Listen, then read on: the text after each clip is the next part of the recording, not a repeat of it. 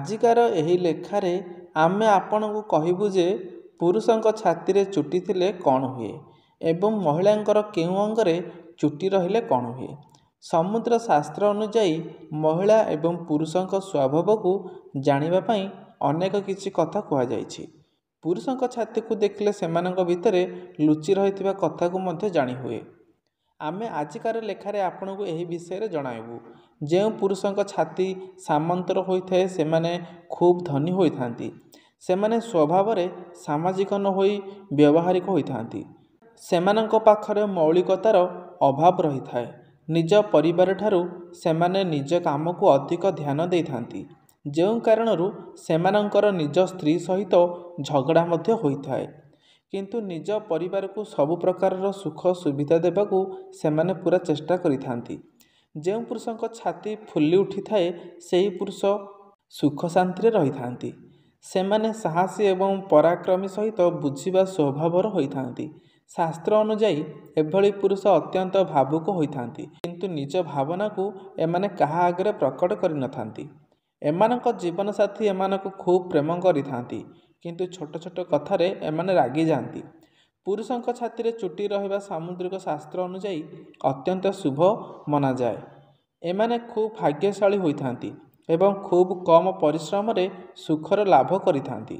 ଏମାନଙ୍କର ଗୋଟିଏ ଅତ୍ୟନ୍ତ ଭଲ ଗୁଣ ହେଉଛି ଏମାନେ ଖୁବ୍ ଦୟାଳୁ ସ୍ୱଭାବର ହୋଇଥାନ୍ତି। ସାମୁଦ୍ରିକ ଶାସ୍ତ୍ର ଅନୁଯାୟୀ ଯେଉଁ ପୁରୁଷର ଛାତିରେ ଚୁଟି ନଥାଏ ସେମାନଙ୍କୁ ବିଶ୍ୱାସୀ ମାନାଯାଏ ନାହିଁ।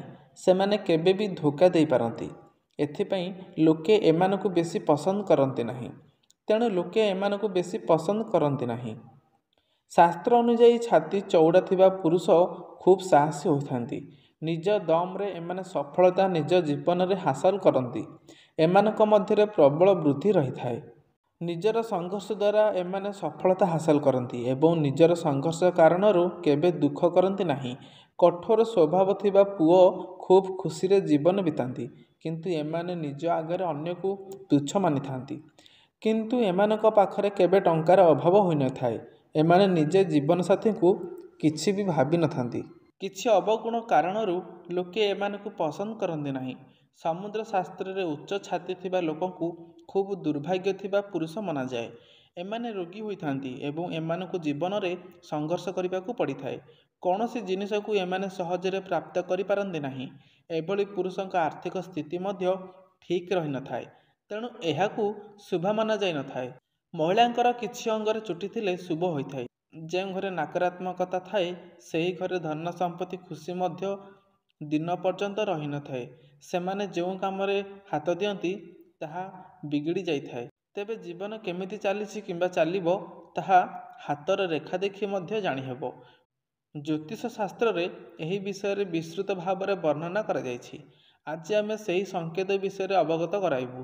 ଶାସ୍ତ୍ର ଅନୁଯାୟୀ ଯେଉଁ ମହିଳାଙ୍କ କେଶ ଘନ ଏବଂ ଲମ୍ବା ହୋଇଥାଏ ସେମାନଙ୍କ ସଫଳତା ବହୁତ ଜଲ୍ଦି ପ୍ରାପ୍ତ ହୋଇଥାଏ। ସେମାନେ ଖୁବ୍ ଭାଗ୍ୟଶାଳୀ ହୋଇଥାନ୍ତି। ଯେଉଁମାନେ ଏଭଳି ମହିଳାକୁ ବିବାହ କରନ୍ତି ସେମାନଙ୍କୁ ଅନେକ ଖୁସି ପ୍ରାପ୍ତ ହୋଇଥାଏ।